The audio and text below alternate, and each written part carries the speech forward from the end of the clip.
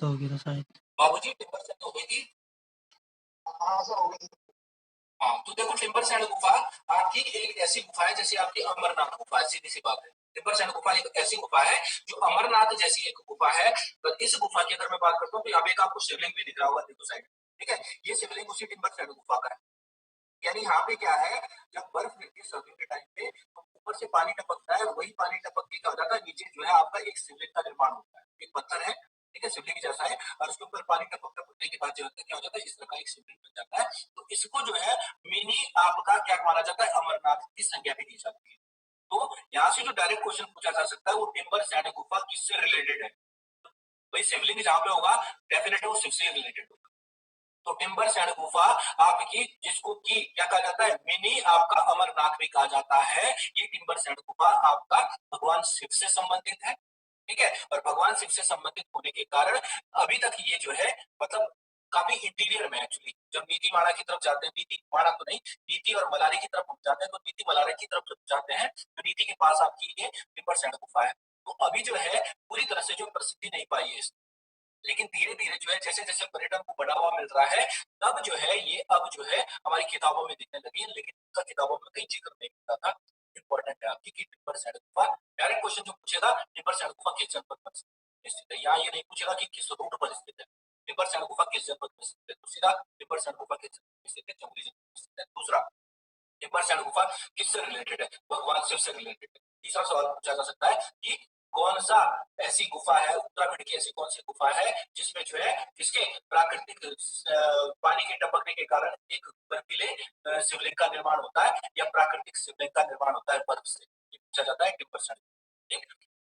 चेनाब घाटी, चेनाब घाटी की अगर मैं बात करता हूँ तो चेनाब घाटी भी बिल्कुल वैसी ही एक घाटी है जैसे फूलों की घाटी है। चेनाब घाटी बिल्कुल वैसी एक घाटी है जैसे फूलों की घाटी है। और इस चेनाब घाटी की जो विशेषता है वो विशेषता है यहाँ पे जो क्यारियां हैं, जो फूल लगे हैं, वो फूल जो है कैसे हैं आपके, क्यारियां नहीं होती जैसे लाइनिंग होती है, जैसे आप आलू खोदते हो तो आलू खोदते हुए आपको जो है क्या देनी पड़ती है, एक बाउंड्री देनी पड़ती है। तो यहाँ पे जो है बहुत सारी ऐसी क्यारियां बनी है और वो क्यारियां हमने नहीं बना रखी, क्यारियां प्राकृतिक है, नेचुरल। तो ये जो चेनाब घाटी है या चिनाब जो घाटी है, ये फूलों की घाटी से भी खूबसूरत एक घाटी है, ठीक है, जो अपने असंख्य प्रजाति के फ्लावर्स के लिए फेमस हो रही है। मैंने बताया ना कि वहां पे तो आपका कौन चला गया था, जो फ्रेडरिक वो क्या नाम था उसका, फूलों, हाँ फ्रैंक स्मिथ जो था आपका, ठीक है, वो फ्रैंक स्मिथ चला गया था, उसने किताब लिख ली थी इसलिए वो फेमस हो गई थी। लेकिन इस घाटी को कोई एक ऐसा बंदा नहीं मिल पाया जिसकी वजह से आज भी ये जो है दिखाई नहीं देती है। लेकिन कभी घूमने का मन करे, हम चलते हैं, हम मिल के इसकी किताब।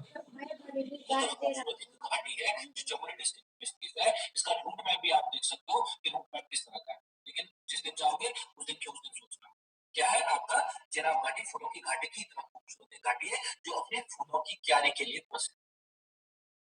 देवग्राम, देवग्राम इसके नाम से पता चल रहा है, देवग्राम मतलब देवताओं का ग्राम। एक्चुअली इस गांव की अगर मैं बात करता हूँ तो प्राचीन काल में बताया जाता है कि इस गांव में अनेक मंदिर हुआ करते थे, आज भी है लेकिन टूट फूट गए हैं। तो देवग्राम आपका एक ऐसा प्लेस है जिस जो अपने नाम के अकॉर्डिंग क्या है, एक ऐसा गांव है जिसमें बहुत सारे देवताओं के क्या है, घर हुआ करते थे, देवताओं के मंदिर हुआ करते थे। इसी वजह से इसको देवग्राम की संज्ञा दी जाती है। घाटी कौन सी है, उर्गम घाटी। जिस उर्गम घाटी की हम बात कर रहे हैं सब उर्गम घाटी नहीं है, आप ज्यादा तो उर्गम घाटी में अनेक मंदिरों का एक गांव था या गांव है जिसको हम देवग्राम कहते हैं। इसलिए कहते हैं क्योंकि यहाँ पे देवता लोग रहते थे। देवताओं देवताओं का जो वास्तुकार था, शिल्पकार था, जो देवताओं के मंदिर बना रहा था, देवताओं के काम कर रहा था, उसका नाम है विश्वकर्मा। आपने नाम सुना होगा, उस विश्वकर्मा की स्थली माना जाता है इस गांव, ठीक है। और प्राचीन काल में जब बद्रीनाथ मंदिर के कपाट खुलते थे तो बद्रीनाथ मंदिर के कपाट खुलने के बाद जो प्रसाद वगैरह यूज किया जाता था वो प्रसाद वगैरह कहां से लाया जाता था, इसी देवग्राम से लाया जाता था, ऐसी मान्यताएं हैं। कुछ नहीं पूछेगा इससे, अगर इससे पूछेगा तो ये पूछ सकता है कि देवताओं के ग्राम के रूप में विख्यात देवग्राम किस जनपद में स्थित है, क्यों ये पूछेगा और कुछ नहीं पूछेगा, ठीक है। ये आपका कौन सा है, देवग्राम आपका चमोली जनपद का है। और प्राचीन काल में इस गांव से भगवान बद्रीनाथ का जो प्रसाद था वो आपका ट्रांसफर किया जाता था कहां, बद्रीनाथ। एक, ठीक। अब आता है और बहुत अच्छा मंदिर है, छोटा सा मंदिर है आपका फ्यूला नारायण का मंदिर, इस मंदिर की मैं बात करता हूँ। ठीक है, पुराना मंदिर है, छोटा सा मंदिर है, लेकिन बहुत महत्वपूर्ण मंदिर है। अब महत्वपूर्ण क्यों हो जाता है? इसलिए हो जाता है क्योंकि पहले तो इसके नाम पे बात करते हैं। देखिए इसका नाम फ्यूला नारायण क्यों पड़ा? तो सभी लोगों को पता होगा कि उत्तराखंड में एक फूल पाया जाता है, एक पुष्प पाया जाता है, ठीक है, जिसको कहते हैं फ्योली का फूल। ठीक है, फ्योली का फूल। तो बताया जाता है कि ये फ्योली का फूल बहुत होता था इस क्षेत्र में। ठीक है, और इस फ्योली के फूल को चढ़ाया जाता था आपका देवता को। ठीक है, तो नारायण किसको कहते हैं? भगवान विष्णु को कहते हैं। सभी लोगों को पता होगा कि नारायण किसको कहते हैं? भगवान विष्णु को कहते हैं। तो भगवान विष्णु का आपका एक छोटा सा मंदिर है, फ्यूला नारायण मंदिर। ठीक है, और इस भगवान विष्णु को जोड़ देते हैं हम किससे? भगवान वरुण से, यानी जो वर्षा का देवता है, हम उससे भी जोड़ देते हैं। तो ध्यान रखना, ये फ्यूला नारायण का जो मंदिर है, इस क्षेत्र में जो है आपका फ्योली के बहुत सारे फूल खिलते थे, इसी वजह से इसको फ्योला कहा गया। और फ्योला को जोड़ दिया हमने नारायण से, नारायण यानी भगवान विष्णु से, और इस विष्णु को जोड़ दिया भगवान इससे वरुण से, यानी बारिश का जो देवता है हमने उससे जोड़ दिया, तो ये उसका मंदिर है फ्यूला नारायण। ये फेमस क्यों है?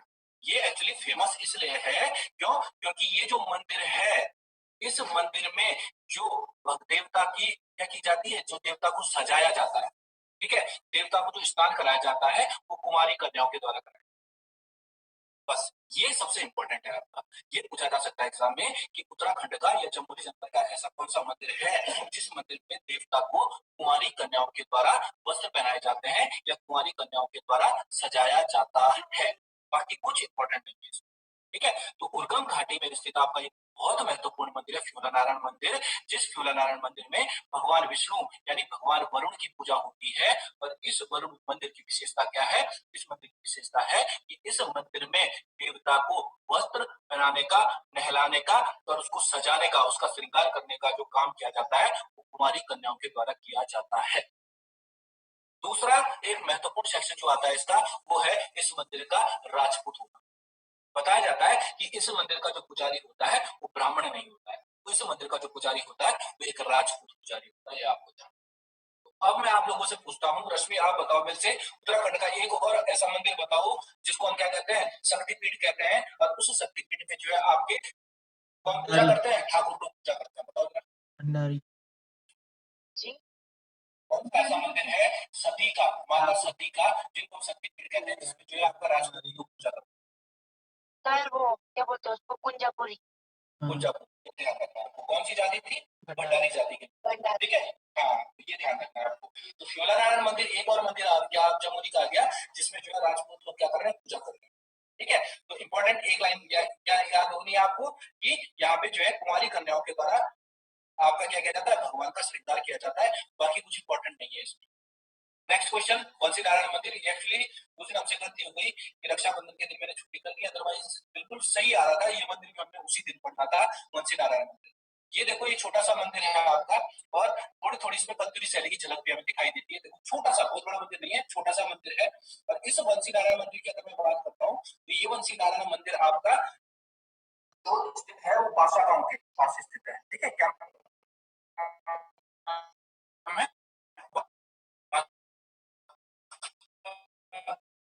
सागांव। सागांव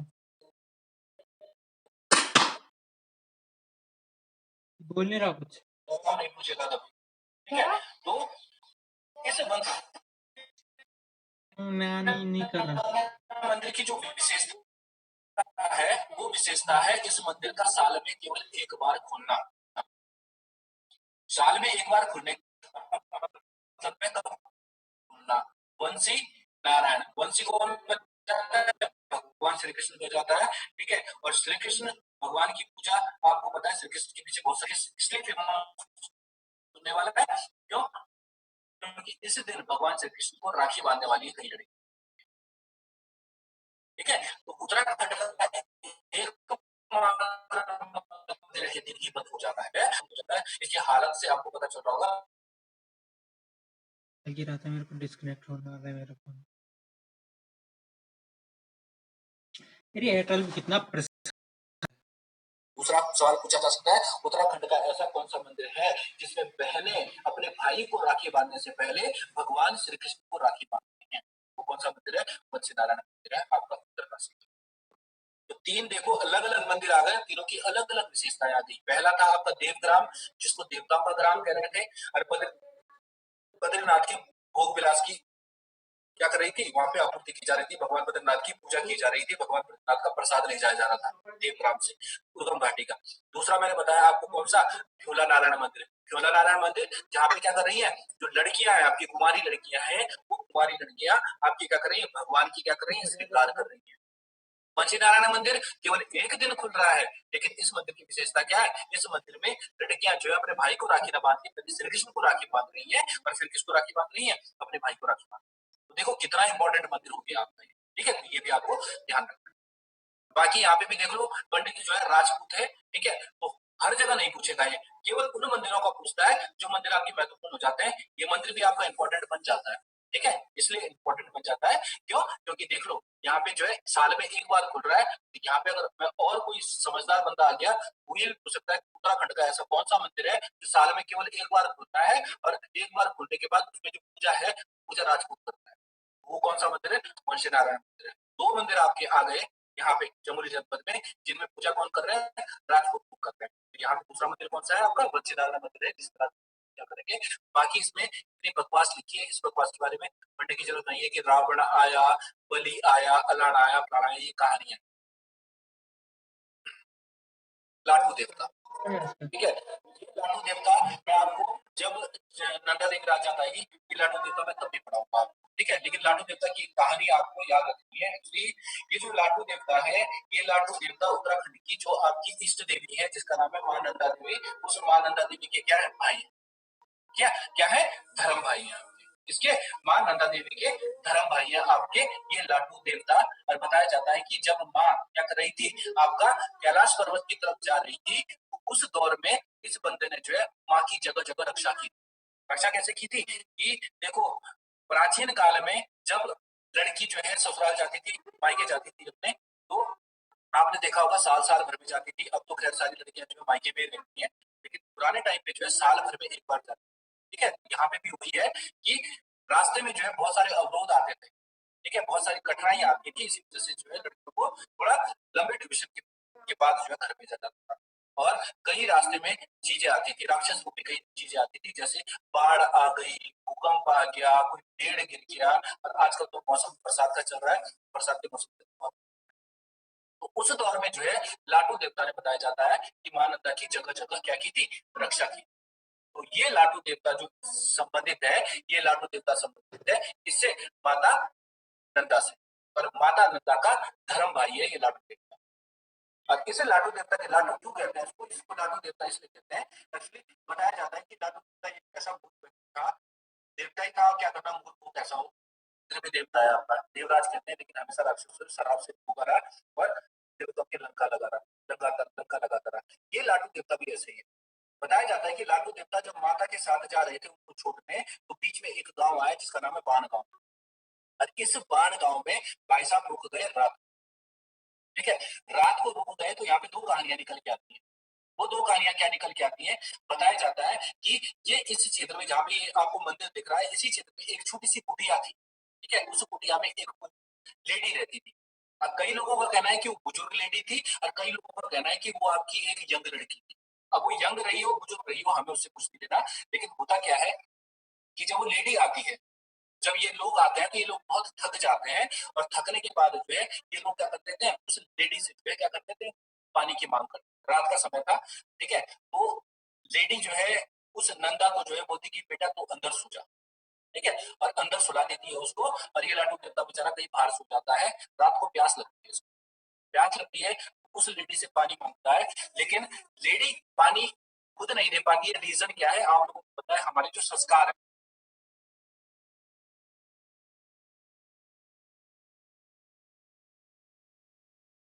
तो लाटू देवता, मैं करता लाटू देवता की बात, लाटू देवता मां नंदा के धर्म भाई थे, और बताया जाता है कि ये मां नंदा को छोड़ने जा रहे थे, रास्ते में राक्षसों से इनको बचा रहे थे।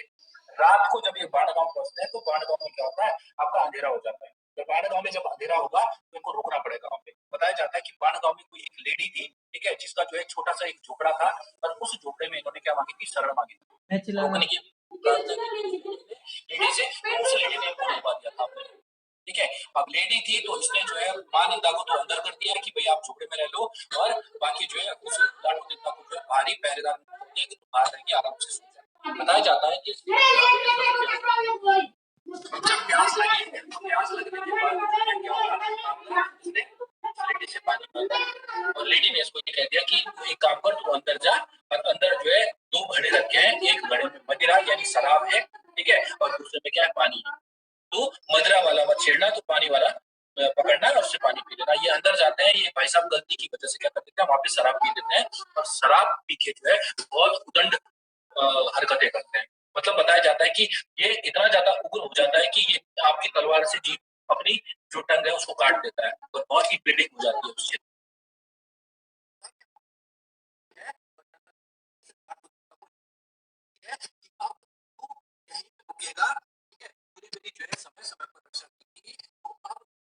यात्रा में तो केवल मेरा प्रतिनिधि बनकर जाएगा, तू मेरे साथ जाएगा नहीं। प्रतिनिधि के तौर पे तू हमेशा याद रखा जाएगा, और इस मंदिर में तेरा जो है क्या, ये इस क्षेत्र में जो तेरा एक मंदिर बना दिया जाएगा। ठीक है, तो बताया जाता है कि तब से ये आपका मंदिर बनाया गया है यहाँ पे। और इस मंदिर की बात अगर मैं बात करता हूँ तो ये मंदिर केवल जो है आपका बैसाख जो माह होता है आपका, उसकी पूर्णिमा के दिन होता है। अब बैसाख माह कौन सा होता है ये आपका देख लेना, मेरे ख्याल से अप्रैल नहीं, सॉरी, कौन सा होता है रश्मि, बैसाख, सितंबर अक्टूबर, नहीं सर, बैसाख अप्रैल ही होता है। अप्रैल अप्रैल होता है, हाँ बिल्कुल सही, बैसाखी होती है, ठीक सही कह रहे हो। तो अप्रैल माह में बैसाख, हाँ अप्रैल जो होता है, अप्रैल जो होता है, अप्रैल माह की बैसाख जो पूर्णिमा होती है केवल उस दिन खुलता है ये मंदिर। ये भी एक दिन खुल रहा है आपका। और बैसाख माह की पूर्णिमा के दिन जब ये खुलता है ना मंदिर, तो इस मंदिर में ध्यान रखना, जो पुजारी होता है वो पुजारी अपना मुंह और जो अपना आंख है उन दोनों में पट्टी बांध देता है। मतलब मुंह से भी नहीं वो करना है, मुंह को भी नहीं दिखाना है, आंख को भी नहीं दिखाना है। और तब जो है वो क्या करता है, मंदिर के पट खुलता है, दरवाजे खुलता है, और तब वहां पे पूजा करता है। लेकिन देवता को नहीं देखता है। और जो दर्शनार्थी होते हैं, जो आपके लोग होते हैं, हम जैसे लोग जो पूजा करने वाले लोग होते हैं, वो भी मंदिर में प्रवेश नहीं कर पाते हैं। तो मंदिर में केवल एक बंदा प्रवेश करता है, जिसको कहा जाता है आपका पुजारी, और उस पुजारी का मुंह और आंखें बंद होती है, तब वो आपका देवता की पूजा करता है। रीजन क्या है, बताया जाता है कि ये साक्षात आपके नागराज हैं। और नागराज के जो ये जो नागराज है, यानी भगवान शिव से संबंधित आपका जो ये व्यक्ति है, इस नागराज से संबंधित आपकी एक मणि है, नागमणि है, वो नागमणि इस क्षेत्र में है, इस मंदिर में है। बताया जाता है कि अगर इस बंदे ने, इसने जो आपका पूजा कर रहा है, अगर वो अपनी आंखें खोल देता है तो उस नागमणि के प्रकाश से जो है उसकी आंखें जा सकती है, निकल यहाँ से चुपचाप। अगर वो अपना मुंह खोल देता है तो उसके मुंह से जो गंध आएगी, उस गंध को नाग पहचान लेगा और वो सांप उसको डस लेगा। इस वजह से, धार्मिक मान्यताओं की वजह से यहाँ पे देवता के दर्शन नहीं किए जाते हैं, ये भी आपको ध्यान रखना है। तो उत्तराखंड के 2 मंदिर निकल के आ गए, एक केवल रक्षाबंधन के दिन खुल रहा है और एक केवल बैसाख पूर्णिमा के दिन खुल रहा है। ठीक है, तो दोनों देख लो अलग अलग मंदिर है, और दोनों मंदिरों की विशेषताएं देख लो। एक रक्षाबंधन के दिन खुल रहा है, एक बैसाख पूर्णिमा के दिन खुल रहा है। एक में जो है आपका क्या है, आपका आंखों में पट्टी बांधी जा रही है, मुंह पे पट्टी बांधी जा रही है। क्यों? क्योंकि जानवर स्मेल क्या कर लेते हैं, सूंघ लेते हैं, तो मुंह पे भी पट्टी बांधती है। ठीक है, तो यहाँ पे कौन सा मंदिर है, ये लाटू देवता का मंदिर है, ये भी आपको ध्यान रखना है। बाण गांव में स्थित है, बहुत। अगर यहाँ पे सभी बच्चों को दिख रहा होगा तो यहाँ पे मैंने एक चित्र दिखाया है, और इस चित्र में बेसिक आपको एक झील दिख रही होगी बीच में, जिसको कहते हैं रूपकुंड। ठीक है, जिसको जो है मिस्ट्री लेक भी कहा जाता है, मायावी ताल भी कहा जाता है, रहस्यमयी ताल भी कहा जाता है, और कंकाली ताल भी कहा जाता है। ठीक है, उच्च हिमालयी क्षेत्र में स्थिति आपकी बहुत महत्वपूर्ण झील है। मैं आपको इसके कुछ चित्र दिखाऊंगा, अगर यहाँ पे होंगे तो आपको ये देखो कुछ चित्र दिख रहे होंगे आप। ठीक है, ये ऊपर से लिया गया एक चित्र है जिसमें आपको बीच में एक झील दिख रही है, और नीचे आपको कुछ स्केलेटन दिख रहे होंगे जिसमें मानव की हड्डियां और मानव की खोपड़ी है। ठीक है, तो ये इसी कंकाली ताल से संबंधित आपकी खोपड़ियां है। तो अब ये मायावी ताल है क्या, ये रूप कुंड है क्या, ठीक है, ये रहस्यमयी ताल है क्या, ये स्केलेटन लेक है क्या, कंकाली ताल है क्या, इस कंकाली ताल के बारे में हम बात करते हैं। कोई बच्चा मेरे को बताएगा इसके बारे में क्या जानता है? इसके तो अलग अलग वो है ना, एक तो जो कहानी है कि जो आप ना रश्मि केवल एक कहानी बताओ, बाकी मैं बात से पूछता हूँ। आप एक बात सर, एक तो वो यश धवल वाली है, रानी पलपा और यश धवल वाली। ठीक, और बाकी तो वो है कि जो वो आए थे उन्होंने सर उसमें वो भी कौन सर जो वो थे जिन्होंने बोला था कि प्रणवानंद ने कि जब उन्होंने प्रणवानंद हाँ ठीक है, चलो ठीक है। अरविंद हाँ ठीक है, समझ गया मैं। अरविंद तुम बताओ इसका कल का तुम्हारी तो आवाज ही नहीं आ रही है। नेक्स्ट अरविंद माइक ऑफ कर लो। और कोई बच्चा है? कोई नहीं, बार जा रहा। हाँ तुम्हारे यहाँ जा रहा है। और कोई हाँ शुभम माइक ऑफ करो। शुभम मैं नहीं जानता। शुभम के बाद और कौन है? पवन है अभी? पवन विवेक है। विवेक बताओ इसके बारे में क्या जानते हो? दीप्ति नहीं बेटा। सर मैंने सुना है यहाँ पे कोई राजा वो आता है, मतलब जो होते हैं। रश्मि ने बताया राजा आ गया। ठीक है हाँ ठीक है चलो। तो वो होते हैं ना, उनके साथ जो करते हैं नृत्य करने वाली है ना औरतें। तो वो डांस वहाँ पे वो करते रहते, तो उनको कई बार वहाँ से चेतावनी मिलती भी है कि यहाँ पे मतलब वो है मतलब वैसा स्थल है, धार्मिक स्थल या कुछ मतलब मंदिर में सुना था। और तो वो मानते नहीं है, मतलब उस चेतावनी को नहीं है करते हैं। हाँ मतलब वो जाते रहते हैं ना वहाँ पे, मतलब वो घूमने नहीं आते जो राजा लोग। घूमने नहीं जाते हैं, वो बताते हैं कि जाते थे नंदा देवी राजा में जा रहे थे वो। ठीक है नंदा देवी राजा पे जा रहे थे। ठीक है चलो। और कोई बच्चा जिसको पता हो? रश्मि हो गई, विवेक हो गया, सुभाष, सनोज, राहुल। हाँ बताओ। बताते हैं कि कोई राजा थे और उनकी पत्नी राजा यात्रा पे जाते हैं। राजा कालिदास नवल, राजरानी मलपा। हाँ और उनकी पत्नी प्रेग्नेंट होती है सर। ठीक है हाँ ठीक है। और उन्हें मना कर दिया जाता है क्षेत्र में जाने के लिए, क्योंकि वहाँ पे धार्मिक स्थल है ऐसे, तो वहाँ पे धार्मिक ऐसा है ना कि जो महिलाएं होती हैं खासकर जो प्रेग्नेंट होती हैं, या फिर जैसे आपको पता होगा कि जैसे मैं ऊपर की बात करता हूँ, कौन सी लाडू देवता के मंदिर की भी बात करता हूँ। मैंने बताई नहीं लेकिन मैं बता देता हूँ। लाडू देवता का जो मंदिर है, उस लाडू देवता के मंदिर में एक कहानी है किसी बुजुर्ग लेडी की और एक कहानी है किसी यंग लेडी की। बताया जाता है कि वो रजस्वला थी। रजस्वला का मतलब होता है जो पीरियड्स का टाइम होता है। ठीक है आपको पता होगा कि हमारे गढ़वाल में कहानियां है कि जब इस तरह की घटनाएं होती है लड़की के साथ, तो उसको जो है किचन में नहीं घुसने दिया जाता है, उसको जो है घर में नहीं घुसने दिया जाता है। तो इसी वजह से वो लेडी अपने घर से बाहर थी। ठीक है तो उसके साथ यही दिक्कत थी कि वो क्या था, उसका वो दौर चल रहा था, वो फेज चल रहा था, उसकी साइकिल चल रही थी, इस वजह से वो घर पे प्रवेश नहीं कर पाई और वो बेचारा पानी खुद पी गया।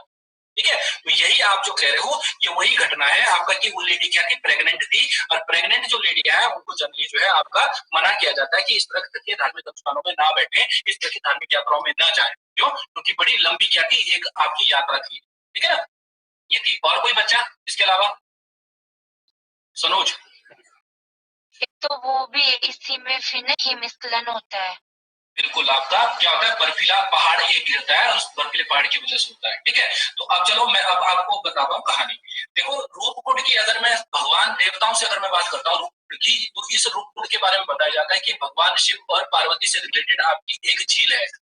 रीजन क्या है कि जब भगवान शिव और पार्वती कैलाश की तरफ जा रहे थे तो माता जो पार्वती थी, उस माता पार्वती ने इस रूपकुंड में, इसको जब प्यास लगी इस क्षेत्र में, तो ये इस रूपकुंड में पानी पी रही थी। और पानी पीते हुए भगवान शिव ने जब उसकी परछाई देखी, ठीक है, जब उसका जो है क्या देखा, प्रतिबिंब देखा पानी में, तो वो बहुत खूबसूरत निकल लग रही थी। मतलब उनकी जो पत्नी थी, पानी में उन्होंने परछाई देखी उसकी। ठीक है और वहां से उनको बहुत खूबसूरत लगी और उन्होंने इस कुंड को रूपकुंड का नाम दे दिया। तो रूपकुंड बन गया, यानी एक सुंदर कुंड जिसमें उनको अपनी पत्नी का रूप दिखाई दिया था, अपनी पत्नी का शरीर दिखाई दिया था, इसलिए आपका नाम पड़ गया रूपकुंड। अब इस रूपकुंड को हमने कहा बाद में कंकाली ताल, इसको कह दिया मैंने रहस्यमयी ताल, इसको कह दिया मैंने मायावी ताल, और इसी को कह दिया हमने स्केलेटन लेक, यानी रत्नकालों की झील। अब बताया जाता है कि एक कहानी जैसी रश्मि ने बताई, चाहे वो ये नाम क्या नाम है इस लड़के का, राहुल ने बताई, या फिर जैसे इसने बताई क्या नाम है इसका, ये कौन था, ये देरी वाली जो लड़की आती तृप्ति, इन्होंने बताई। तो इन्होंने एक ही कहानी बताई, उन्होंने ये कहानी बताई कि कोई राजा था और उसकी पत्नी थी, और वो राजा और पत्नी इस क्षेत्र में आए थे। तो पहली कहानी मैं वहीं से शुरू कर रहा हूँ। एक राजा थे जिसका नाम था आपका राजा यश धवल। कन्नौज के राजा हुआ करते थे राजा यश धवल, और उनकी पत्नी का नाम था रानी वल्पा या वाल्पा। तो राजा यश धवल और रानी वल्लभा जो है बताया जाता है कि उत्तराखंड की यात्रा पर आए और उत्तराखंड की यात्रा पर आते हुए इन्होंने क्या किया, उसी दौर में बताया जाता है कि यहाँ पे नंदा देवी राजजात चल रही थी। तो नंदा देवी राजजात पर चलते हुए आपकी दो कहानियां हो गई। एक तो इन्होंने प्रेग्नेंट लेडी को ले आया जो इनकी पत्नी थी जिसका नाम था वल्लभा, बच्चा था। एक तो गलती से हो गई। दूसरी गलती क्या थी, अपना जतीरा लेके चले और सैनिकों के साथ जहां पे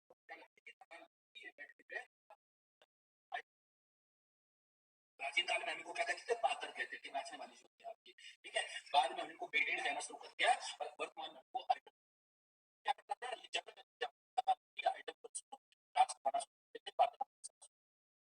तो ये यात्रा के मार्गों का उल्लंघन था।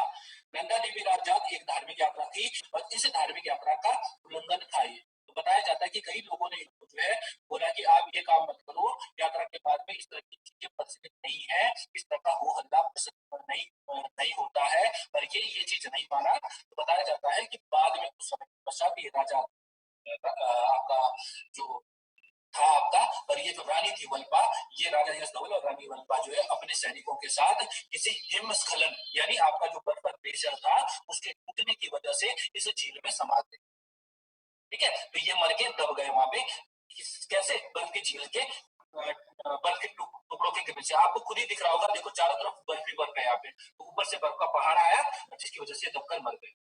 पहली कहानी ये है। तो लेकिन जब बाद में क्या हुआ, जब बाद में इसकी स्टडी हुई तो स्टडी के बाद जो बहुत सारी चीजें निकल के आई जो अचंभित कर देने वाली। तो पहले मैं बात करता हूँ रूपकुंड को खोजा किसने था, ये क्वेश्चन पूछा गया एग्जाम में। रूपकुंड को अगर खोजने की बात करता हूँ तो रूपकुंड पहले से था, लेकिन इस रूपकुंड में जो नरकंकाल थे उन नरकंकालों को जो पहली बार खोजा था वो खोजा था आपका एच.के. माधवन ने, ठीक है। एच.के. माधवन नामक एक व्यक्ति थे, रेंजर हुआ करते थे, फॉरेस्ट विभाग के आपके एक अधिकारी हुआ करते थे। इस एच.के. माधवन ने 1942 में आपके खोजी थी ये नरकंकाल, और वहीं से ये आपका प्रसिद्धि पाने लग गया।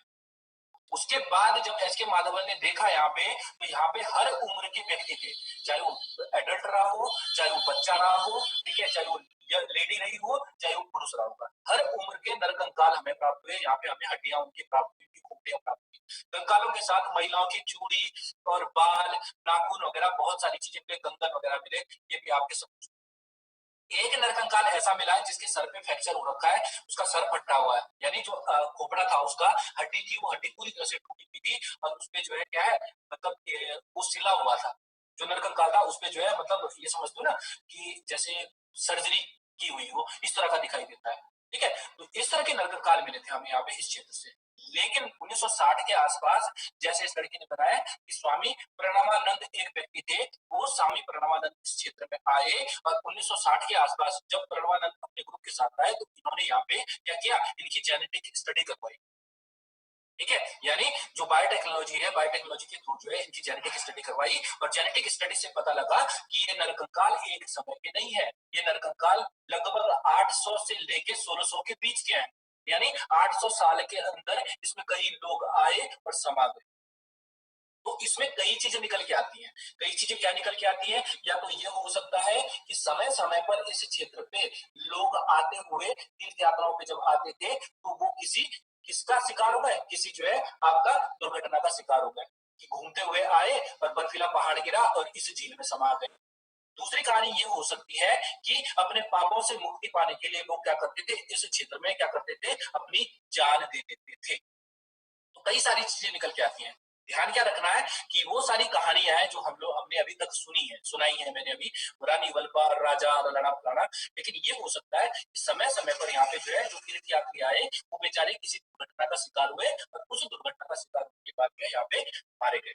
ये जो नरकंकाल है, ये नरकंकाल सामान्य मानव की तरह नरकंकाल नहीं है, ये हमसे भी बड़े बड़े नरकंकाल है, मतलब 6-6 फीट के, 7-7 फीट के नरकंकाल मिले हैं यहाँ पे। तो सोचो हम लोगों की जो हाइट होती है जनरली 6 फीट का तो कोई मिलता ही नहीं है आजकल, बहुत रेयर है। वो जो नरकंकाल है वो 6 फीट से ऊपर भी है, कई नरकंकाल 7 फीट 8 फीट के नरकंकाल है आपकी, खोपड़ी बहुत बड़ी बड़ी है उन लोगों की। तो ये आपका रूपकुंड है। तो ये रूपकुंड जो है आपका बहुत महत्वपूर्ण इलाका है, ये आपको ध्यान रखना है। आपको अगर नेट में इसकी पिक्चर ढूंढना चाहो तो ढूंढ सकते हो, ठीक।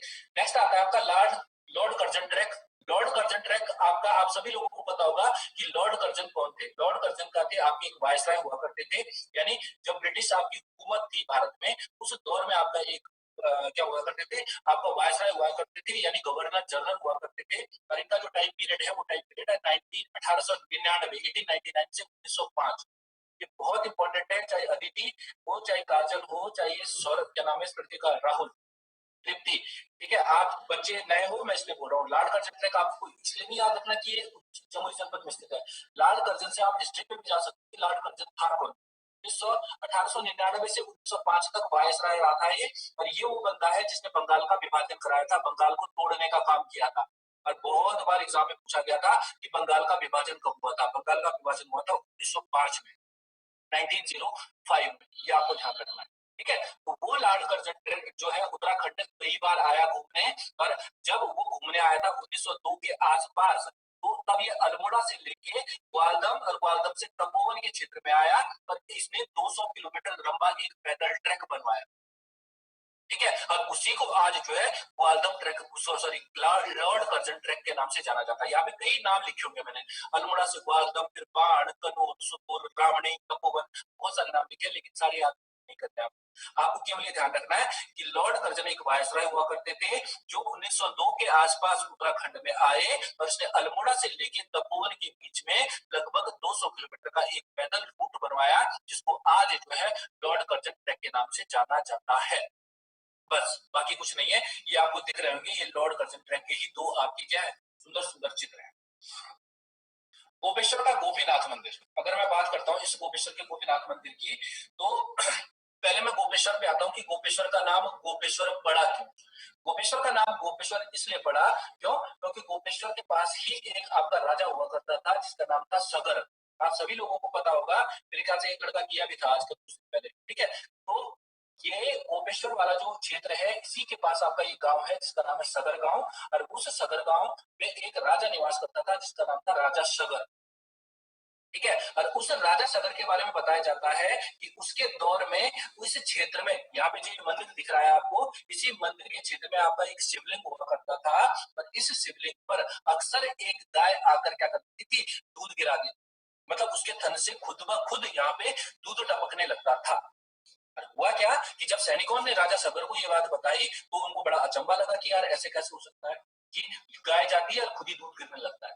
तो तब उसने जो है इसको कई बार गाय को जो है देखा इन्होंने, और उसके बाद उनको पता चला कि जहाँ पे दूध गिरा रही है वहां पे तो एक बहुत बड़ा शिवलिंग है, और उसी शिवलिंग से आपका फिर ये आपका मंदिर निकल के आ रहा है, ठीक है। देख लो, कत्यूरी शैली में निर्मित आपका एक मंदिर है और गोपेश्वर में स्थित है। तो गोपेश्वर का नाम अगर गोपेश्वर पड़ा है तो वो किसके आधार पे पड़ा है, उस गाय के आधार पे पड़ा है, गो स्थल, यानी गाय का स्थल, ठीक है। तो गोपेश्वर का प्राचीन नाम क्या है, गो स्थल है या गोस्थल है, और उसी गोस्थल से यहाँ पे एक मंदिर बना जिसको कहते हैं गोपीनाथ मंदिर। और इस गोपीनाथ मंदिर के बारे में अगर मैं बात करता हूँ तो ये गोपीनाथ मंदिर जो है भगवान शिव का एक बहुत महत्वपूर्ण मंदिर है। नागर शैली यानी कत्यूरी शैली में आपका एक बहुत महत्वपूर्ण मंदिर है। ये वही मंदिर है जिसमें माता अनुसुईया की शीतकालीन पूजा की जाती है। ये वही मंदिर है जिसमें रुद्रनाथ की शीतकालीन पूजा की जाती है, ठीक है। गोपीनाथ मंदिर में माता अनुसुईया की पूजा भी की जाती है। माता अनुसुईया के साथ साथ रुद्रनाथ की पूजा की जाती है, जो आपका क्या है, एक बद्री है, केदार है, सॉरी केदार नहीं, केदार है, बद्री नहीं है, केदार है, जो एक केदार है इसकी रुद्रनाथ की और अनुसुईया देवी की पूजा भी की जाती है इसमें। यह वही आपका गोपीनाथ मंदिर है जिस मंदिर में आपका एक त्रिशूल लेख है, और इस त्रिशूल लेख में 4 नागवंशीय राजाओं के नाम है, स्कंद नाग, विभु नाग, अंशुनाग, गणपति नाग, ये 4 राजा हैं। ये मैं आपको सारा पढ़ा चुका हूँ, इसलिए मैं जल्दी जल्दी इसको एक्सप्लेन कर रहा हूँ। बाकी इस मंदिर की अगर मैं बात करूं तो ये मंदिर जो है, इस मंदिर का जो गर्भगृह है, यानी जो सेंटर वाला इलाका है, जो फूलों के बीचों बीच दिख रहा है, वो गर्भगृह क्या है, बिल्कुल आपका वर्गाकार है। वर्गाकार, अरविंद वर्गाकार का मतलब क्या होगा, क्या बोलेंगे इसको, स्क्वायर, हाँ स्क्वायर, स्क्वायर की फॉर्म में आपका क्या है, एक वर्गाकार आपका गर्भगृह है, और इस गर्भगृह तक जाने के लिए लगभग 24 दरवाजों का आपका रास्ता है, मतलब 24 छोटे छोटे दरवाजे हैं इस मंदिर के चारों ओर से, जहां से हम गर्भगृह में जा सकते हैं। बाकी इस मंदिर का निर्माण कब हुआ आपका ये क्लियर नहीं है, 800 से लेके 1100-1200 सदी के बीच का ये मंदिर बताया जाता है। ठीक है, ध्यान क्या रखना है कि इसी मंदिर के पास एक कुंड स्थित है जिसका नाम रति कुंड है। बस यहाँ पे वैतरणी लिखा है, वैतरणी मत याद रखना। ठीक है, आपको केवल रति कुंड याद रखना है कि इस गोपीनाथ मंदिर के पास ही आपका एक रति कुंड स्थित है। ये गोपेश्वर का गोपीनाथ मंदिर वो मंदिर है जिसको मैंने बताया था कि उत्तर भारत के मंदिरों में एक ऐसा मंदिर है जिसमें गर्भगृह के लिए उतरना पड़ता है हमें नीचे। ठीक है, और ये इस तरह का उत्तराखंड का एकमात्र मंदिर है जो, अगर मैं गर्भगृह में उतरने के अकॉर्डिंग पूछूं तो उत्तराखंड का सबसे ऊंचा मंदिर निकल के आएगा। क्यों? क्योंकि गर्भगृह नीचे की ओर है। इसका मतलब ये नहीं है कि उत्तराखंड का सबसे ऊंचाई पे आपका स्थित मंदिर है। इसका मतलब है कि इस प्रकृति के मंदिर जिसमें मंदिरों के में हमें क्या करना पड़ता है, गर्भगृह के लिए उतरना पड़ता है, उस तरह के मंदिरों में एक अद्वितीय मंदिर है आपका ये गोपेश्वर का गोपीनाथ मंदिर। बाकी इसमें कुछ पढ़ने की जरूरत नहीं है आपको। बाकी मैं इतिहास में पढ़ा चुका हूँ। 4 नाग वंशीय राजाओं के नाम, स्कंद नाग, बिंगु नाग, अंशु नाग, गणपति नाग, और एक और नाग आपका बाद में आएगा जो नाग तो नहीं था लेकिन कहां से आएगा, नेपाल से आएगा, जिसका नाम है अशोक चंद्रमल। अशोक चंद्रमल, ये आपका गोपीनाथ मंदिर का दूसरा चित्र दिख रहा होगा आपको नीचे, ये आपका गोपीनाथ मंदिर है। ठीक है, नेक्स्ट आते हैं हम। ये अरविंद ने तो बता चुका हूं मैं, शायद अनुसुईया देवी बताया था, नहीं बताया था उसने मेरे ख्याल से, नहीं मैंने हाँ बताया होगा मैंने आपको। देखो अनुसुईया देवी की अगर मैं बात करता हूँ तो गोपेश्वर से चलते हैं हम कहाँ पे लिए, गोपेश्वर से जाते हैं मंडल घाटी के लिए। तो गोपेश्वर से मंडल जाते हुए लगभग 14 से 15 किलोमीटर की दूरी है मंडल घाटी, और उसी मंडल घाटी से लगभग 6 किलोमीटर की पैदल चढ़ाई के बाद एक गाँव पड़ता है जिसका नाम है अनुसुईया गाँव, और उसी अनुसुईया गाँव में स्थित है आपका ये कत्यूरी शैली का मंदिर, जिसको हम क्या कहते हैं, आपका अनुसुईया देवी का मंदिर है। बताया जाता है कि ये अनुसुईया देवी जो थी आपकी, भगवान अत्रि या अत्रि मुनि आपके एक ऋषि हुआ करते थे, अत्रि उनकी पत्नी थी। तो ध्यान क्या रखो, ये अनुसुईया देवी का मंदिर चमोली जनपद में स्थित है। चमोली जनपद की मंडल घाटी में स्थित है, और मंडल घाटी से 6 किलोमीटर दूर अनुसुईया गांव में स्थित है। अनुसुईया गांव में स्थित जो ये मंदिर है, ये अनुसुईया देवी जो है बताया जाता है कि अत्रि मुनि की पत्नी हुआ करती थी, और बहुत पति प्रेमी थी, सतीव्रता पत्नी थी। आप मतलब अपने पति से बहुत प्रेम करती थी, और इसके सतीत्व की जो है प्रशंसा की जाती थी कि उसके बराबर तो कोई देवी नहीं है, उसके बराबर तो कोई पत्नी नहीं है। ये बात पहुंच गई आपकी 3 देवियों के पास, ब्रह्मा, विष्णु और महेश की पत्नियों के पास, और इन देवियों को लग गई आग। इनको कहा कि भाई ऐसे कैसे हो सकता है कि हम तीनों से बढ़ के कैसे कोई हो सकता है, और इन्होंने इन बेचारों को तीनों को भगवान शिव, विष्णु और ब्रह्मा विष्णु और महेश तीनों को जो है यहाँ भेज दिया। कहा? अनुसुईया देवी के पास, कि जाओ उसके सतीत्व की जो है परीक्षा लो कि वो इतनी पतिव्रता है भी या नहीं है। ठीक है, या फिर केवल जो है गुणगान हो रहे हैं इसके। तो ये तीनों लोग जो है बहुत मना करते हैं, लेकिन बेचारा पति तो पति होता है। ठीक है, और इनको धक्के मार के जो है भेज दिया जाता है इस माता के पास, और तीनों जो है यहाँ पे पहुंचते हैं, और तीनों जो है एक साधु के बेस में पहुंचते हैं। तीनों साधु बनते हैं, और साधु बन के जो है इस माता से खाना मांगते हैं। खाना मांगते हैं तो माता इनको खाना देती है, लेकिन इन लोगों की एक डिमांड रहती है कि आप जो है हमारी सेवा सत्कार कर रहे हो, तो आपको हमेशा सेवा सत्कार नग्न होके बिना कपड़ों के आपको हमें खाना खिलाना पड़ेगा। और एक स्त्री के लिए बिना कपड़ों के खाना खिलाना अपने आप में जो है आप सोच सकते हो क्या हो सकता है। तो माता ने यहाँ पे जो है अपनी आंखें बंद की, और अपने आंखें बंद करते हुए अपने पति को याद किया, और जब उसने पति को याद किया तब उसको ये दिखाई दिए तीनों लोग कि ये कोई आपके साधु नहीं है, ये तो ब्रह्मा विष्णु और महेश है। तो अब जब सती थी, पतिव्रता स्त्री थी, तो इसने भी जो है भगवान के साथ गेम खेल दिया। इन्होंने कहा ठीक है, मैं आपको जो है क्या करूंगी, तो अपने शरीर के दर्शन भी कराऊंगी, लेकिन आपको क्या बनना पड़ेगा, मेरा बच्चा बनना पड़ेगा। तो इसने अपने तप से, इसने अपने परिश्रम से इन देवताओं को जो है दूध मुहे बच्चों में कन्वर्ट कर दिया, जो अपने नवजात बच्चे होते हैं, छोटे बच्चे होते हैं, उनमें कन्वर्ट कर दिया, और इनको अपने दूध का सेवन कराया, इनको फीडिंग करवाई। तो यहाँ से क्या हो गया, उसका सतीत्व भी बच गया। ठीक है, और वो भगवान विष्णु, ब्रह्मा और महेश इसके तीनों पुत्र भी बन गए। अब बेचारे जो है जो देवता थे वो तो बच्चे बन गए। अब वो बच्चे जो है यहाँ पे खेलते रहे 4-5 साल तक, और ऊपर जो है फिर देवियों को परेशानी हो गई कि हमारे पति तो चले गए, वापस ही नहीं आ रहे। तो तब ये देवी अनुसुईया से क्या मांगते हैं, माफी मांगते हैं कि हम तुम्हारे सतीत्व से प्रसन्न हुए, और हमारे जो पति हैं, परमेश्वर है, उनको छोड़ दिया जाए। तब इनको छोड़ दिया जाता है, और बताया जाता है कि यहीं से भगवान ब्रह्मा विष्णु और महेश इनको आशीर्वाद देते हैं, इस देवी को आशीर्वाद देते हैं कि तेरा जो पुत्र होगा उसमें ब्रह्मा विष्णु और महेश सबके गुण होंगे। और वहीं से एक पुत्र निकल के आया था जिसका नाम था दत्तात्रेय। वही दत्तात्रेय जिसके आपके 4 सिद्ध शिष्य देहरादून में भी है, लक्ष्मण सिद्ध, माणु सिद्ध, मांडक सिद्ध, ठीक है, और कालू सिद्ध। ये आपका देहरादून डिस्ट्रिक्ट में मैं पढ़ाऊंगा आपको। तो अनुसुईया देवी का मंदिर आपका यहाँ पर स्थित है। इस अनुसुईया देवी के मंदिर में बताया जाता है कि जो दिसंबर मास होता है, दिसंबर मास की जो क्या होती है पंचमी होती है, चतुर्थी होती है, उस चतुर्थी पंचमी के दिन जो है एक मेला लगता है 2 दिवसीय, और उस 2 दिवसीय मेले में जो निसंतान दंपति होते हैं, जिनके पुत्र नहीं होते हैं, बच्चे नहीं होते हैं, वो क्या करते हैं, इस माता से आपके क्या करते हैं, पुत्र प्राप्ति की मनोकामना करते हैं, बच्चे को संतान प्राप्ति की मनोकामना करते हैं कि हे माता हमें संतान दो। क्यों? क्योंकि इस देवी को पुत्रदायिनी कहा जाता है। पुत्रदायिनी क्यों कहा जाता है? क्योंकि ब्रह्मा, विष्णु और महेश तीनों के अंश जो है इस देवी में है, ये माना जाता है।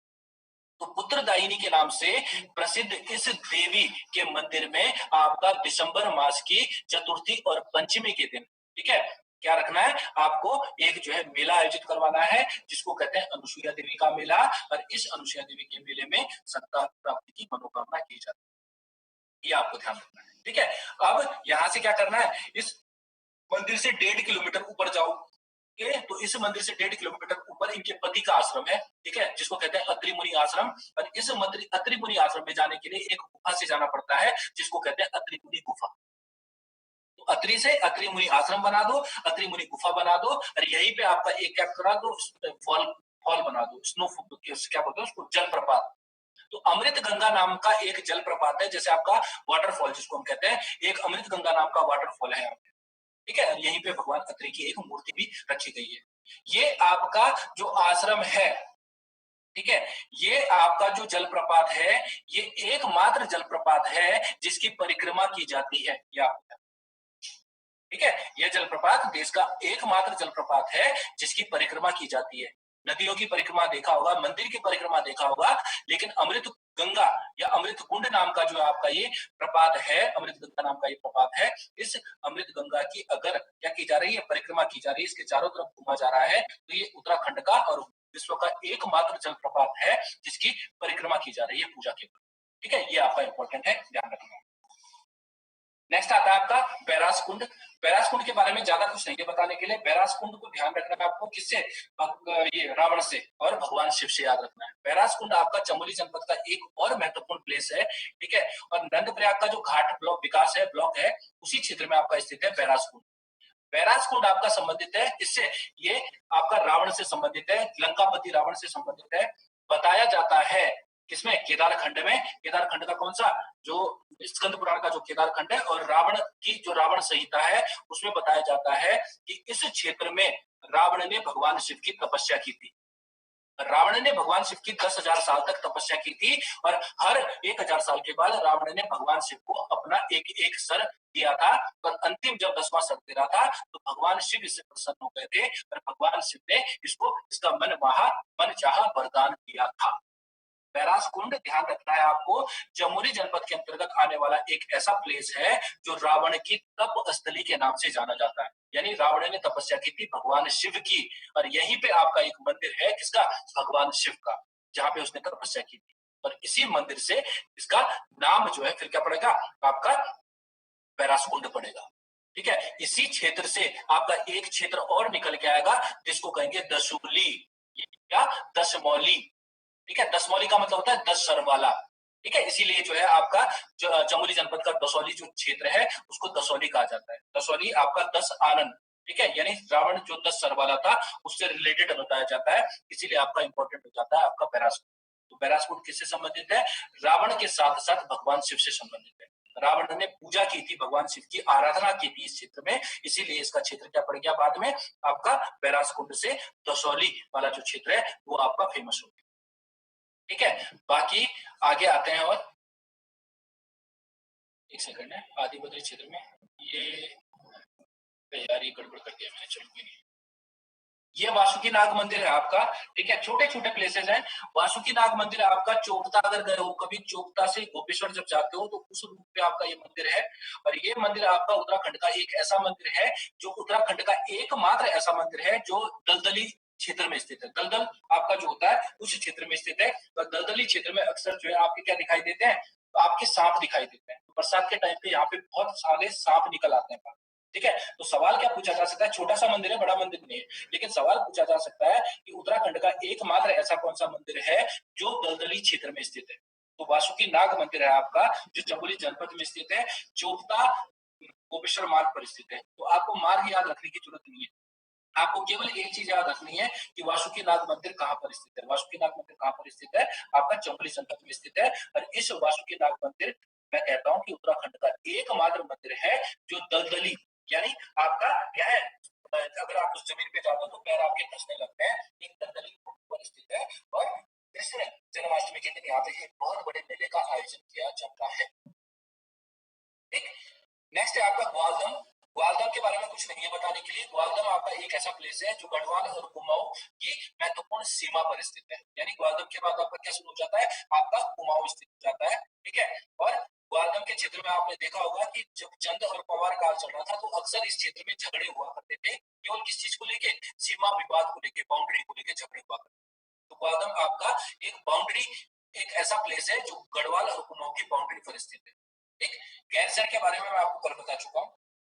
गैरसैंण आपका फिर वही बात है कि उत्तराखंड की प्रॉपर जो राजधानी है, अस्थायी राजधानी है, उसके तौर पर प्रस्तावित है। और फिर गढ़वाल और कुमाऊं के क्या है, आपके बिंदु पर स्थित है, यानी गैरसैंण के थोड़ा आगे जाते हैं आप तो गैरसैंण के बाद जो है आपका फिर कौन स्टार्ट हो जाता है, कुमाऊं स्टार्ट हो जाता है। ये भी एक आपका ऐसा प्लेस है गैरसैंण जो गढ़वाल और कुमाऊं के बॉर्डर पर स्थित है और बहुत महत्वपूर्ण है। क्यों, क्योंकि आप सभी लोगों को पता है कि इसको चंद्रनगर के नाम से भी जाना जाता है, गैरसैंण को। और चंद्रनगर नाम इसको किसने दिया था, काशी सिंह एरी ने दिया था, कल भी बताया था आप लोगों को। ठीक है, कब दिया था, 1992 में, जब आपका यूकेडी का 14वां अधिवेशन हुआ था, तो तब इसको जो है चंद्रनगर का नाम दिया गया काशी सिंह एरी के द्वारा। ये आपको ध्यान। बेनीताल, ठीक है, बेनीताल की अगर मैं बात करता हूं तो बेनीताल आपको दिख रहा होगा, ये वो क्षेत्र है, वो आजकल पूजा नहीं आ रही, पूजा का क्षेत्र था ये। ठीक है, चल रही थी उसी क्षेत्र में रहती। जब आप ग्वालदम कहाँ की तरफ जाते हो, गैरसैंण की तरफ जाते हो, तो गैरसैंण की तरफ जाते हुए आपका ये प्लेस दिखाई देता है, बेनीताल। ठीक है, जब आप कहाँ जाओगे, गैरसैंण की तरफ जाओगे, तो आदि बद्री मंदिर समूह से पहले आपका चांदपुर गढ़ी से ठीक पहले जो है आपका एक रास्ता कटता है बेनीताल के लिए। और ये बेनीताल प्राचीन काल में, जब ब्रिटिश काल था, उस काल में जो है गढ़वाल की एक बहुत बड़ी टी स्टेट हुआ करती थी, यानी यहाँ पे चाय आपकी उगाई जाती थी और चाय के जो बागान थे, उन चाय के बागानों से जो चाय आती निकलती थी वो आपकी ब्रिटेन भेजी जाती थी। तो बेनीताल एक बहुत महत्वपूर्ण प्लेस है, टूरिस्ट प्लेस है। और इस टूरिस्ट प्लेस की अगर मैं बात करता हूँ तो ये ब्रिटिश काल में आपकी एक टी स्टेट हुआ करती थी और इस बेनीताल में ही आपका एक ताल स्थित है। ठीक है, इसी वजह से इसको बेनीताल कहा जाता है, यानी आपका क्या है, आपका एक सरोवर स्थित है यहाँ पे। ठीक है, तो ये आपका बेनीताल हो गया। बाकी यहाँ पे कुछ नहीं है, बाकी ये जो है ये छोटे मोटे मंदिर है, इनके बारे में कोई नहीं है। अब ये देखो, ये सेक्शन हमने बाद में आपको पढ़ाना है ज्योग्राफी। ठीक है अरविंद, तो इस सेक्शन को मैं डिस्कस नहीं कर रहा हूँ, इसको मैं केवल बता रहा हूँ। देखो, बुग्याल, फूलों की घाटी हम पढ़ चुके हैं। ठीक है, फूलों की घाटी, नंदन कानन आपका फूलों की घाटी को ही कहा जाता है। ठीक है, बेदनी हो गया, बगजी हो गया, ओली हम पढ़ चुके हैं, आली, ठीक है, गुरसो, घसतोली, रताकोन और लक्ष्मीवन, ये क्या है, आपके अल्पाइन पास्चर्स हैं, मखमली मुलायम घास के मैदान हैं जो चमोली जनपद में स्थित है। ये मैं आपको ज्योग्राफी में पूरा डिस्कस करूंगा कि क्या क्या इनकी विशेषताएं, जैसे आली है और ओली है, दोनों अलग अलग है लेकिन बच्चे इसको एक ही पढ़ते हैं। आली घोड़े की पीठ की आकृति का मुख्यालय, एग्जाम में पूछा जाता है, निम्नलिखित में से कौन सा ऐसा मुख्यालय है जो घोड़े की पीठ की आकृति का है। राष्ट्रीय पार्क कौन कौन से हैं, नेशनल पार्क आपका नंदा देवी नेशनल पार्क और फूलों की घाटी नेशनल पार्क, आप सभी लोगों को पता है, बहुत महत्वपूर्ण पार्क है। ये हमने ज्योग्राफी में पढ़ना है, ज्योग्राफी पढ़ेंगे। उसके बाद आपका वन्य जीव वाइल्ड लाइफ सेंचुरी आती है, वाइल्ड लाइफ सेंचुरी आती है केदारनाथ वन्य जीव बिहार या वाइल्ड लाइफ सेंचुरी, रुद्रप्रयाग और चमोली दोनों डिस्ट्रिक्ट को कवर करती है। ठीक है, उसके बाद है BSR, Nanda Devi biosphere reserve. ठीक है, नंदा देवी जैव आरक्षित क्षेत्र या नंदा देवी बीएसआर जिसको कहते हैं, बायोस्फीयर रिजर्व। ये आपका चमोली, बागेश्वर और पिथौरागढ़, पिथौरागढ़ गलत लिख दिया मैंने इसमें ना, हाँ ठीक है, ठीक है, चमोली, बागेश्वर और पिथौरागढ़ 3 जनपदों को टच करता है, इसको भी मैं आपको ज्योग्राफी में डिस्कस करूंगा। ठीक है, बाकी आपके ग्लेशियर्स कौन कौन से हैं, पिपरा नमक, बलाकू हो गया, भागीरथी खड़क हो गया और सतोपन हो गया। इसमें यह मत समझना कि मैं आपको ये डिस्कस नहीं कर रहा हूँ, ये सारे ज्योग्राफी के पार्ट है जो मुझे आपको डिस्कस करने हैं अभी। ठीक है, तो इससे घबराना मत, ये स्लाइड आपको केवल क्या करना है, इन प्लेसों के नाम याद रखने हैं, इनकी डिटेल में जाने की कोई जरूरत नहीं है। झीलें कौन कौन सी हैं, देखो ये सब के नाम लिखे हैं। वसुंधरा वसुंधरा जलप्रपात में हम पढ़ चुके हैं, सतोपंथ ताल में बता चुका हूँ, रूपकुंड हो गया, ओमकुंड मैंने बताया नहीं आपको, बेनीताल हो गया, काकशुंडी हो गया, गोना झील हो गई, लिंगा ताल हो गया, मातृका ताल हो गया, नरसिंह ताल हो गया, सिद्धताल, ताल, मणिपुर ताल, सुखताल, कई सारे ताल निकल के आएंगे, सारे में डिस्कस करूंगा ज्योग्राफी में। ठीक है, मेले आप लोगों के कल्चर शुरू हो चुका है, कल्चर में मैंने मेले ही कराने आप लोगों को। गौचर अनुसुईया देवी का मेला मैं बता चुका हूँ, नौटा कौतिक हरियाली कुड़ा, सीता महायज्ञ मेला, भवानी दत्त जोशी, ब्रह्मांड हो गया, नंदा देवी हो गया, ये भी मैं आपको सारा कल्चर डिफाइन करूंगा। ठीक है, और ये संस्थान है आपके, कुछ संस्थान बोले तो जहाँ पे आपके इंस्टीट्यूट्स, जैसे अंगोरा भेड़ प्रजनन केंद्र है आपका, अंगोरा आपकी क्या है, भेड़ की एक प्रजाति है, जहाँ पे जो है उसके ऊन वगैरह निकाली जाती है, और उनको जो है क्या है, उनके जो है क्लोन वगैरह बनाए जाते हैं। ठीक है, उनकी जो है बायोटेक्नोलॉजी के थ्रू जो है क्या किया जाता है, उनको जो है निषेचित कराया जाता है। ये आपका ग्वालियर में स्थित है। जड़ी बूटी शोध संस्थान जो है आपका प्रोफेसर मंडल में है। कस्तूरी मृग प्रजनन एवं संरक्षण केंद्र आपका खांचुला खंड। ठीक है, ज्यादा हो गया मुझे पता है, लेकिन ये टॉपिक मुझे खत्म करना था, इसलिए मैंने आपका खत्म कर दिया, ताकि मैं कल आपके फेवरेट टॉपिक पे आऊं, जिसका नाम है आपका, अब इसके बाद कौन सा डिस्ट्रिक्ट पढ़ेंगे, हम देहरादून डिस्ट्रिक्ट पढ़ेंगे। ठीक है, तो कल देहरादून के बच्चे मेरे पास बहुत सारे हैं यहाँ पे, तो उन देहरादून के बच्चों से मेरी गुजारिश है, खासकर अदिति, अरविंद, ठीक है, जो आजकल देहरादून में रह रहे हैं, मैं उनसे एक्सपेक्ट करता हूँ कि देहरादून के बारे में मुझे जरूर बताएं। ठीक है, तो इस टॉपिक में जो नीचे वाली जो स्लाइड, मैंने लास्ट वाली जो स्लाइड बताई है, उस स्लाइड को केवल आपको क्या करना है, केवल इनके नाम एक बार देखना है कि क्या क्या आपका चमोली जनपद में स्थित है, बाकी कुछ नहीं देखना है। इनकी डिटेल इस वाली, इसके डिटेल में जाने की आपको जरूरत नहीं। ठीक है, बुग्याल राष्ट्रीय पार्क, वन्य जीव विहार, इनकी डिटेल में मत जाना, केवल इनको एक बार देख लेना कि किस डिस्ट्रिक्ट में स्थित है, बाकी अब अगर कोई डाउट है यहाँ पे तो बताओ, आज की क्लास में तो मैं यही खत्म कर, किसी बच्चे को कोई डाउट तो तुम्हें होते ही नहीं है, सारे डाउट तो मुझे पूछना पड़ता है, मैं पूछूंगा कुछ फिर तब दिक्कत हो जाएगी। आदित्य कुछ पूछना है? नहीं सर।